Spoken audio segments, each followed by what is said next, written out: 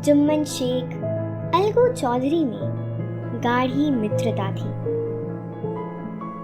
साझे में खेती होती थी और कुछ लेन देन भी साझा था।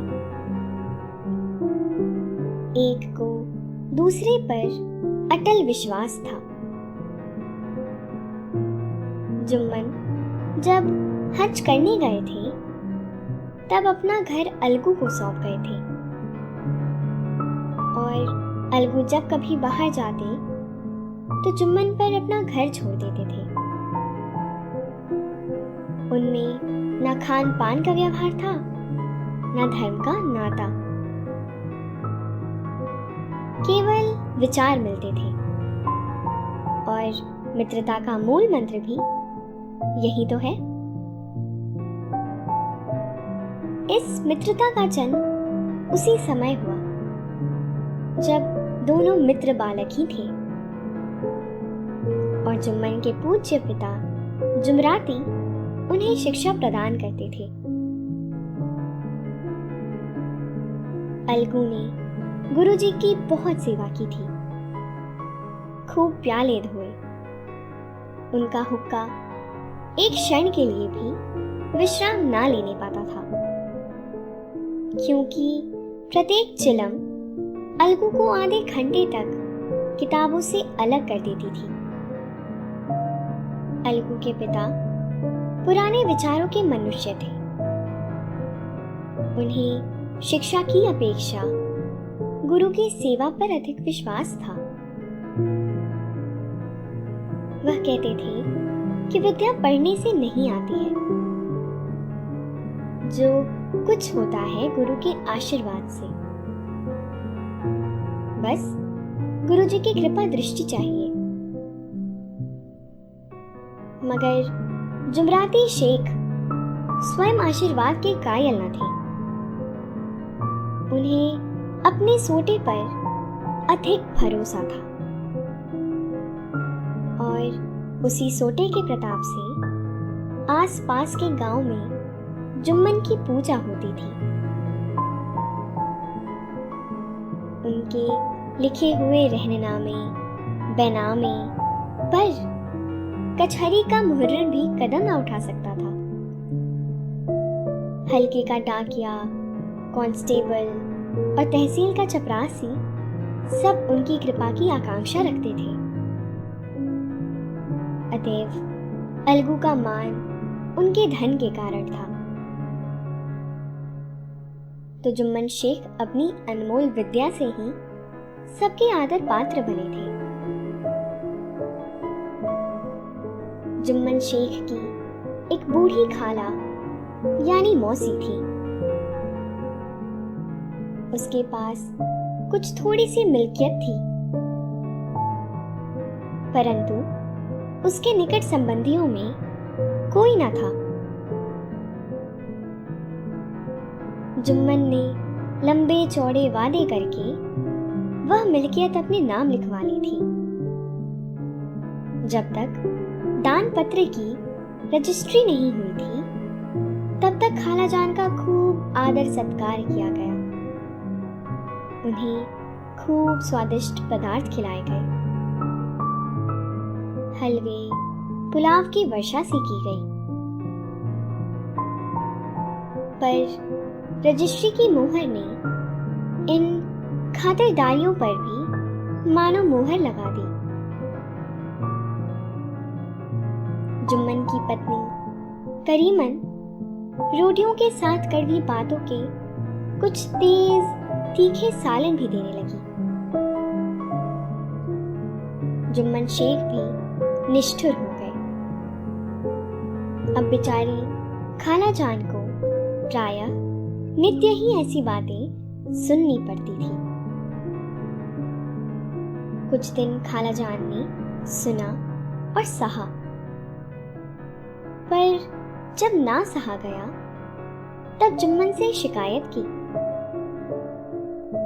खाला ने जुम्मन से कहा, बेटा, तुम्हारे साथ मेरा निर्वाह ना होगा। तुम मुझे रुपए दे दिया करो, मैं अपना पका खा लूंगी। जुम्मन ने उत्तर दिया, रुपए क्या यहाँ फलते हैं? खाला ने नम्रता से कहा, मुझे कुछ रूखा सूखा चाहिए भी कि नहीं? जुम्मन ने गंभीर स्वर से जवाब दिया, तो कोई यह थोड़ी ही समझा था कि तुम मौत से लड़कर आई हो? खाला बिगड़ गई। उन्होंने पंचायत करने की धमकी दी। जुम्मन हंसे। जिस तरह कोई शिकारी हिरण को जाली की तरफ जाते देखकर मन ही मन हंसता है। वह बोले, हाँ जरूर पंचायत करो, फैसला हो जाए तो सही है। मुझे भी यह रात दिन की खटपट पसंद नहीं है। अब पंचायत में किसकी जीत होगी, इस विषय में जुम्मन को कुछ भी संदेह न था। आसपास के गांव में ऐसा कौन था जो उसके अनुग्रहों का ऋणी ना हो? ऐसा कौन था जो उसको शत्रु बनाने का साहस कर सके? किसमें इतना बल था जो उसका सामना कर सके? आसमान के फरिश्ते तो पंचायत करने आएंगे ही नहीं। इसके बाद कई दिन तक बूढ़ी खाला हाथ में एक लकड़ी लिए आस पास के गांव में दौड़ती रही। कमर झुककर कमान हो गई थी। एक एक पग चलना दुभर था, मगर बात आ पड़ी थी। उसका निर्णय करना जरूरी था। बिरला ही कोई भला आदमी होगा जिसके सामने बुढ़िया ने दुख के आंसू ना बहाए हों। किसी ने तो यूं ही ऊपरी मन से हूं हां करके टाल दिया, और किसी ने इस अन्याय पर जमाने को गालियां दी। ऐसे न्यायप्रिय, दयालु, दिन वत्सल पुरुष बहुत कम थे जिन्होंने इस अबला के दुखड़े को गौर से सुना हो और उसको संताप ना दी हो। चारों ओर से घूम घाम कर बेचारी अलगू चौधरी के पास आई, लाठी पटक दी और दम लेकर बोली, बेटा तुम भी दम भर के लिए मेरी पंचायत में चले आना। अलगू ने कहा, मुझे बुलाकर क्या करोगी? कई गांव के आदमी तो आएंगे ही वहां। खाला, अपनी विपदा तो सबके आगे रो आई, अब आने ना आने का अख्तियार उनको है। अलगू, यो आने को आ जाऊंगा, मगर पंचायत में मुंह ना खोलूंगा। खाला, क्यों बेटा? अलगू, अब इसका जवाब क्या दूं? अपनी खुशी, जुम्मन मेरा पुराना मित्र है, उससे बिगाड़ नहीं कर सकता। खाला, बेटा क्या बिगाड़ के डर से ईमान की बात ना कहोगे? हमारे सोए हुए धर्म, ज्ञान की सारी संपत्ति लुट जाए तो उसे खबर नहीं होता, परंतु ललकार सुनकर वह सचेत हो जाता है, फिर उसे कोई जीत नहीं सकता। अलगू इस सवाल का कोई उत्तर न दे सका, पर उसके हृदय में एक एक शब्द गूंज रहे थे। क्या बिगाड़ के डर से ईमान की बात ना कहोगे? संध्या समय एक पेड़ के नीचे पंचायत बैठी। शेख जुम्मन ने पहले से ही फर्श बिछा रखा था। उन्होंने पान, इलायची, हुक्के, तंबाकू आदि का प्रबंध भी किया था। हाँ, वह स्वयं अलबत्ता अलगू चौधरी के साथ जरा दूर पर बैठे। जब पंचायत में कोई आ जाता था तब दबे हुए सलाम से उसका स्वागत करते थे। जब सूर्य अस्त हो गया और चिड़ियों की कलर युक्त पंचायत पेड़ों पर बैठी, तब यहाँ भी पंचायत शुरू हुई। फर्श की एक एक अंगुल जमीन भर गई, पर अधिकांश दर्शक ही थे। निमंत्रित महाशयों में से केवल वे ही लोग पधारे थे जिन्हें जुम्मन से अपनी कुछ कसर निकालनी थी। लड़के इधर उधर दौड़ रहे थे। चारों तरफ कोलाहल मच रहा था। गांव के कुत्ते इस जमाव को भूत समझकर झुंड के झुंड जमा हो गए थे। पंच लोग बैठ गए तो बूढ़ी खाला ने उनसे विनती की, पंचो, आज 3 साल हुए मैंने अपनी सारी जायदाद अपने भांजे जुम्मन के नाम लिख दी थी। इसे आप लोग जानते ही होंगे। जुम्मन ने मुझे ताहयात रोटी कपड़ा देना कबूल किया। साल भर तो मैंने इसके साथ रो धो कर काटा, पर अब रात दिन का रोना नहीं सहा जाता। मुझे ना पेट की रोटी मिलती है ना तन का कपड़ा। बेकस बेवा हूं, कचहरी दरबार नहीं कर सकती। तुम्हारे सिवा और किसको अपना दुख सुनाऊं? तुम लोग जो राह निकाल दो उसी राह पर चलो। मैं पंचों का हुक्म सिर माथे पर चढ़ाऊंगी। रामधन मिश्र, जिनके कई असामियों को जुम्मन ने अपने गांव में बसा लिया था, बोले, जुम्मन मियां, किसे पंच बदते हो? अभी से इसका निपटारा कर लो, फिर जो कुछ पंच कहेंगे वही मानना पड़ेगा। जुम्मन को इस समय सदस्यों में विशेषकर वे ही लोग दिख पड़े जिनसे किसी न किसी कारण उनका वैमनस्य था। जुम्मन बोली, पंचों का हुक्म अल्लाह का हुक्म है। खाला जान जिसे चाहे उसे बदे, मुझे कोई उज्र नहीं। खाला ने चिल्लाकर कहा, अरे अल्लाह के बंदे, पंचों का नाम क्यों नहीं बता देता? कुछ मुझे भी तो मालूम हो। जुम्मन ने क्रोध से कहा, इस वक्त मेरा मुंह ना खुलवाओ। तुम्हारी बन पड़ी है, जिसे चाहो पंच बदो। खाला जान जुम्मन के आक्षेप को समझ गई। वह बोली, बेटा, खुद से डरो। पंच ना किसी के दोस्त होते हैं ना किसी के दुश्मन। कैसी बात कहते हो? और तुम्हारा किसी पर विश्वास ना हो तो जाने दो। अलगू चौधरी को तो मानते हो, लो मैं उन्हीं को सरपंच बदती हूँ। जुम्मन शेख आनंद से फूल उठे, परंतु भाव को छिपा कर बोले, अलगू ही सही, मेरे लिए जैसे रामधन वैसे अलगू। अलगू इस झमेले में फंसना नहीं चाहते थे। वे कन्नी काटने लगे। बोले, खाला तुम जानती हो कि मेरी जुम्मन से गाढ़ी दोस्ती है।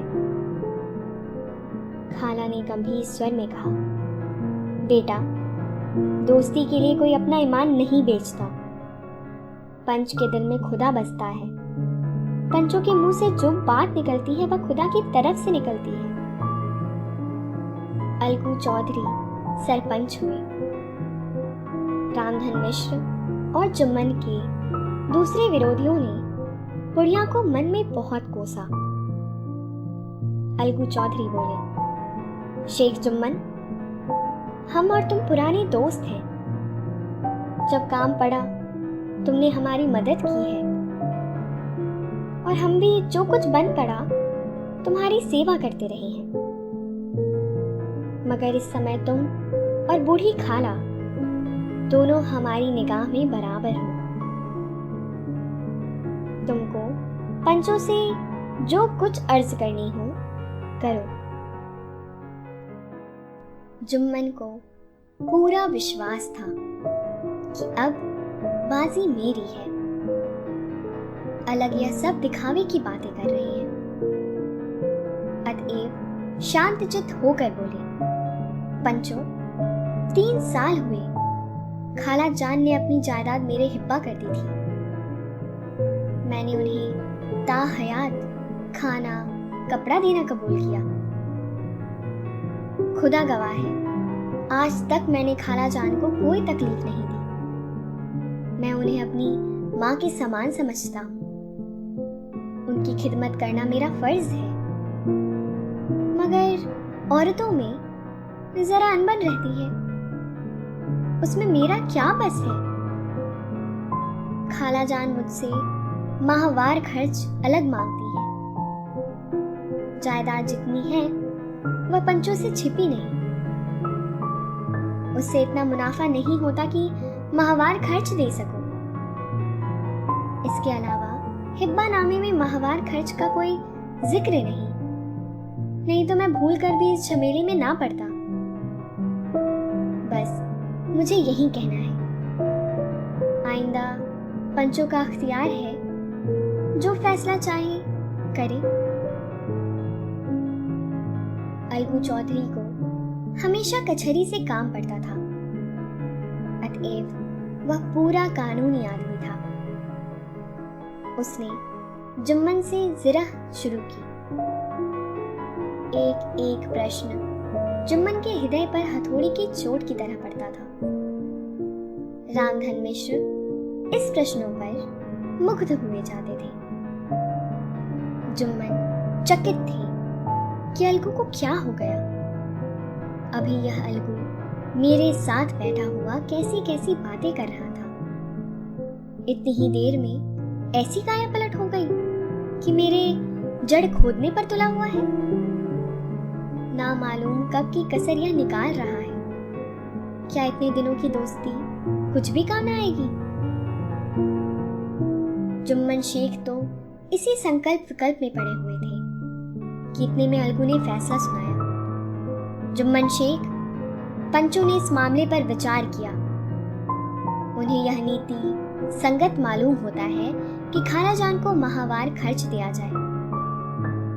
हमारा विचार है कि खाला की जायदाद से इतना मुनाफा अवश्य होता है कि माहवार खर्च दिया जा सके। बस यही हमारा फैसला है। अगर जुम्मन को खर्च देना मंजूर ना हो तो हिब्बा नामा रद्द समझा जाए। यह फैसला सुनते ही जुम्मन सन्नाटे में आ गए।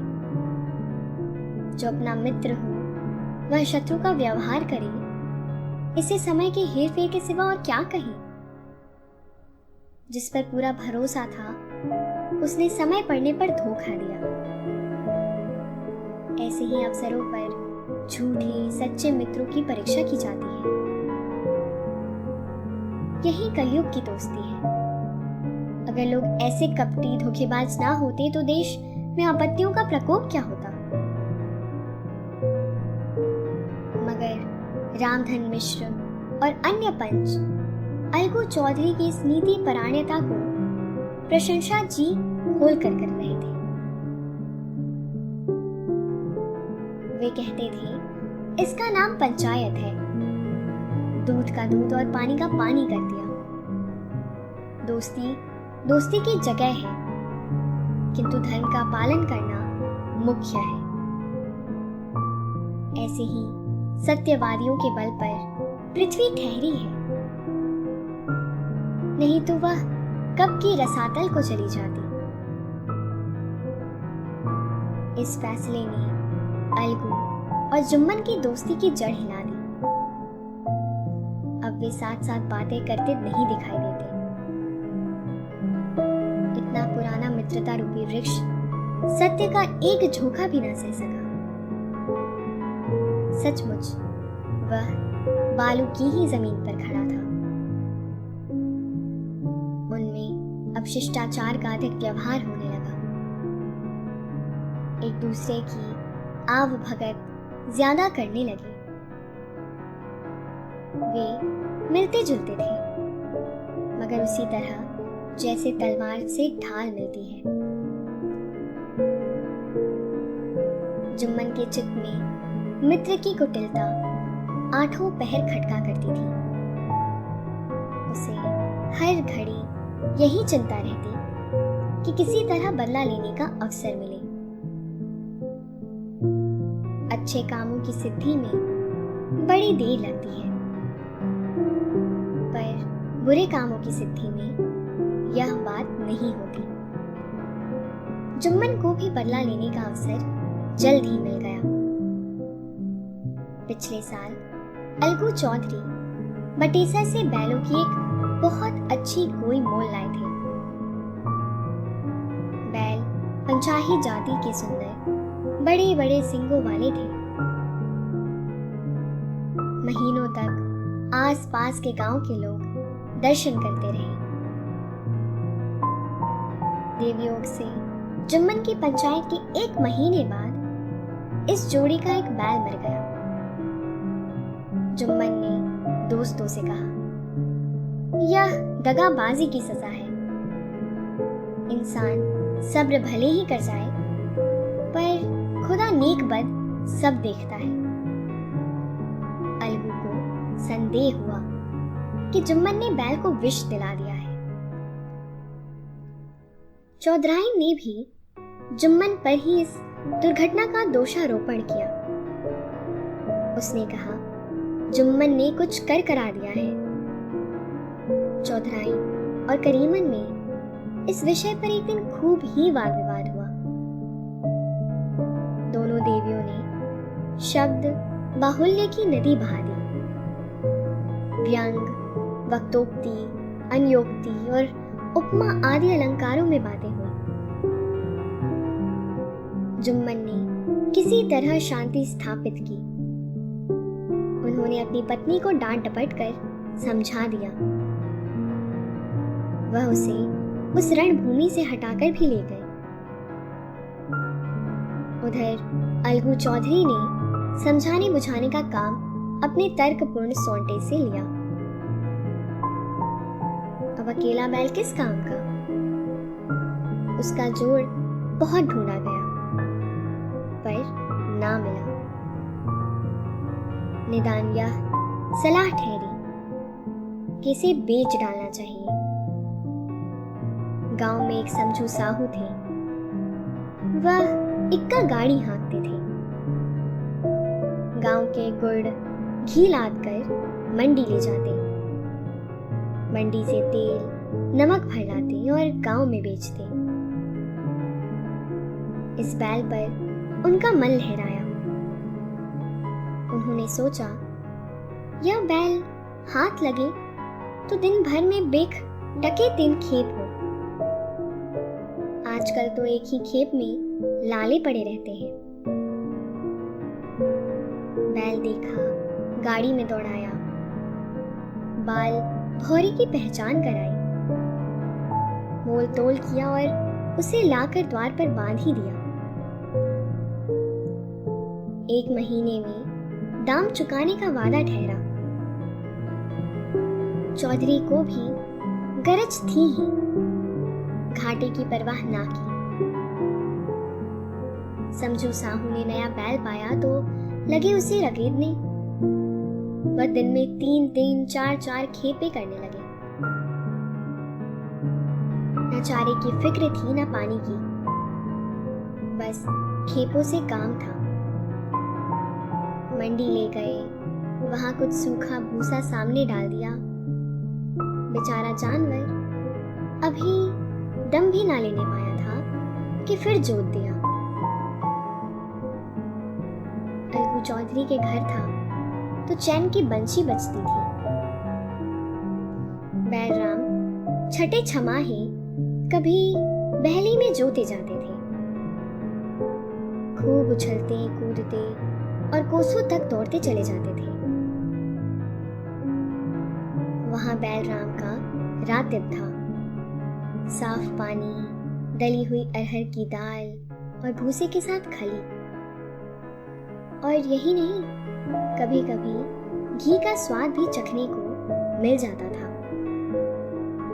शाम सवेरे एक आदमी खरहरे करता, पोंछता और सहलाता था। कहाँ वह सुख चैन, कहाँ यह 8 पहर। कहीं खपत महीने भर में ही वह पिस सा गया था। इक्के का यह जुआ देखते ही उसका लहू सूख जाता था। एक एक पग चलना दुभर था, हड्डियां निकल आई थी, पर था वह पानीदार, मार की बर्दाश्त ना थी। एक दिन चौथी खेप में साहू जी ने दुना बोझ डाल दिया। दिन भर का थका जानवर पैर न उठते थे, पर साहू जी कोड़े फटकारने लगे। बस फिर क्या था, बैल कलेजा तोड़ कर चला। कुछ दूर दौड़ा और चाहा कि जरा दम ले लूं, पर साहू जी को जल्द पहुंचने की फिक्र थी। अतएव उन्होंने कई कोड़े बड़ी निर्दयता से फटकारे। बैल ने एक बार फिर जोर लगाया, पर अब की बारी शक्ति ने जवाब दे दिया। वह धरती पर गिर पड़ा और ऐसा गिरा कि फिर न उठा। तब साहू जी को कुछ शक हुआ। उन्होंने बैल को गौर से देखा, खोलकर अलग किया और सोचने लगे कि गाड़ी कैसे घर पहुंचे। बहुत चीखे चिल्लाए, पर देहात का रास्ता बच्चों की आंख की तरह सांझ होते ही बंद हो जाता है। कोई नजर ना आया। अब गाड़ी कौन खींचे? इस तरह साहू जी खूब चले भुने। कई बोरे गुड़ और कई पीपे घी उन्होंने बेच दिए। 200-250 रुपए कमर में बंधे थे। कई बोरे गुड़ और कई पीपे घी उन्होंने बेचे थे। 200-250 रुपए कमर में बंधे थे। इसके सिवा गाड़ी पर कई बोरे नमक थे, अतएव छोड़कर जा भी नहीं सकते थे। लाचार बेचारे गाड़ी पर ही लेटे गए। वहीं रत जगा करने की ठान ली। साहू जी आधी रात तक नींद को बहलाते रहे। अपनी जान में तो वह जागते ही रहे, पर पांव फटते ही जो नींद टूटी और कमर पर हाथ रखा तो थैली गायब। घबरा कर इधर उधर देखा तो कई कनस्तर तेल भी नदारद। अफसोस में बेचारे ने सिर पीट लिया और पछाड़ खाने लगा। प्रातः काल रोते बिलखते घर पहुंचे। साहुआई ने जब यह बुरी सुनावनी सुनी तब पहले तो रोई, फिर अलगू चौधरी को गालियां देने लगी। निगोड़े ने ऐसा कुल छन्नी बैल दिया कि जन भर की कमाई लुट गई। इस घटना को हुए कई महीने बीत गए। अलगू जब अपने बैल के दाम मांगते तब साहू और सहुआई दोनों ही झल्लाए हुए कुत्तों की तरह चढ़ बैठते और अंड बंड बकने लगते। वाह, यहाँ तो सारे जन की कमाई लुट गई, सत्यानाश हो गया, इन्हें दामों की पड़ी है। मुर्दा बैल दिया था, उस पर दाम मांगने चले हैं। आंखों में धूल झोंक दी, सत्यानाशी बैल गले बांध दिया। हमें नीरा पोंगा ही समझ लिया है। हम भी बनिए के बच्चे हैं, ऐसे बुद्धू कहीं और होंगे। पहले जाकर किसी गड्ढे में मुंह धोआ, तब दाम लेना। ना जी मानता हो तो हमारा बैल खोल के ले जाओ। महीना भर के बदले 2 महीना जोत लो, और क्या लोगे? चौधरी के अशुभ चिंतकों की कमी ना थी। ऐसे अवसरे पर भी एकत्र हो जाते और साहू जी के बराने की पुष्टि करते। परंतु 150 रुपए से इस तरह हाथ धो लेना आसान न था। एक बार वह भी गरम पड़े। साहू जी बिगड़कर लाठी ढूंढने घर चले गए। अब साहुआइन ने मैदान लिया। प्रश्नोत्तर होते होते हाथापाई की नौबत आ पहुंची। साहुआइन ने घर में घुसकर किवाड़ बंद कर लिए।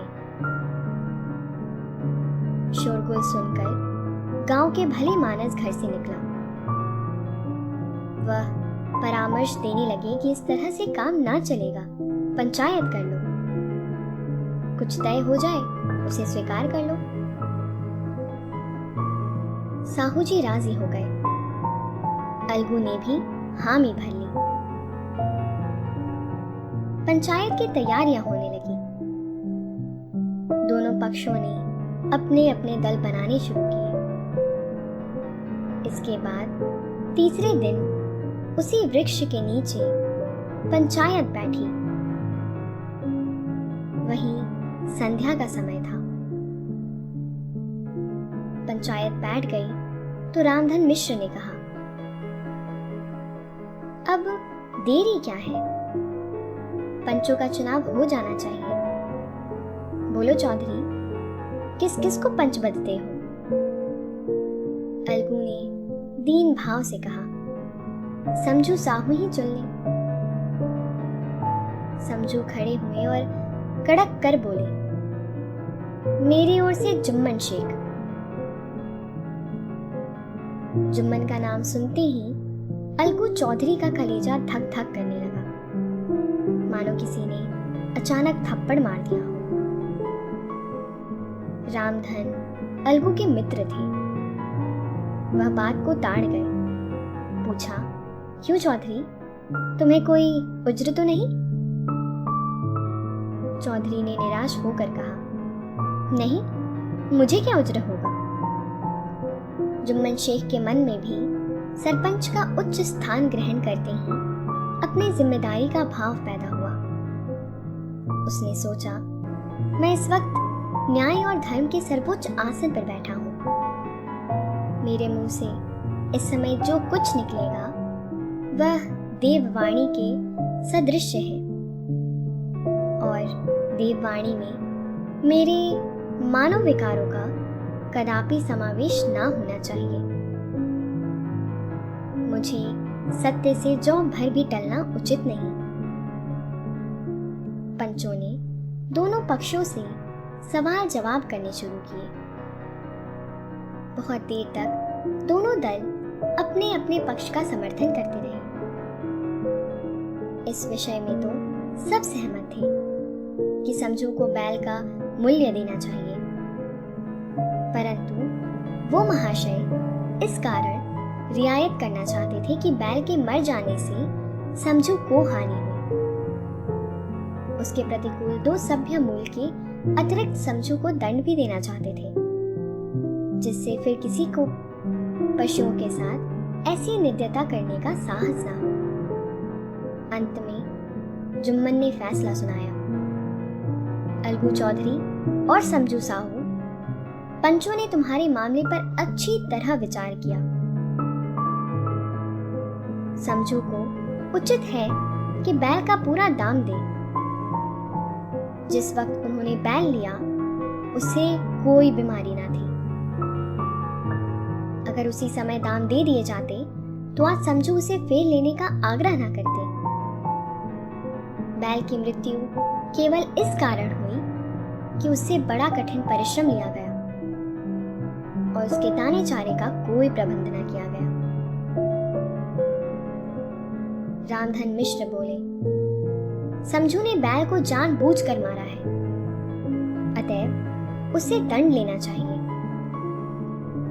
जुम्मन बोले, यह दूसरा सवाल है, हमको इससे कोई मतलब नहीं। झगड़ू साहू ने कहा, समझू के साथ कुछ रियायत होनी चाहिए। जुम्मन बोले, यह अलगू चौधरी की इच्छा पर निर्भर है। यह रियायत करे तो उनकी भल मनसी।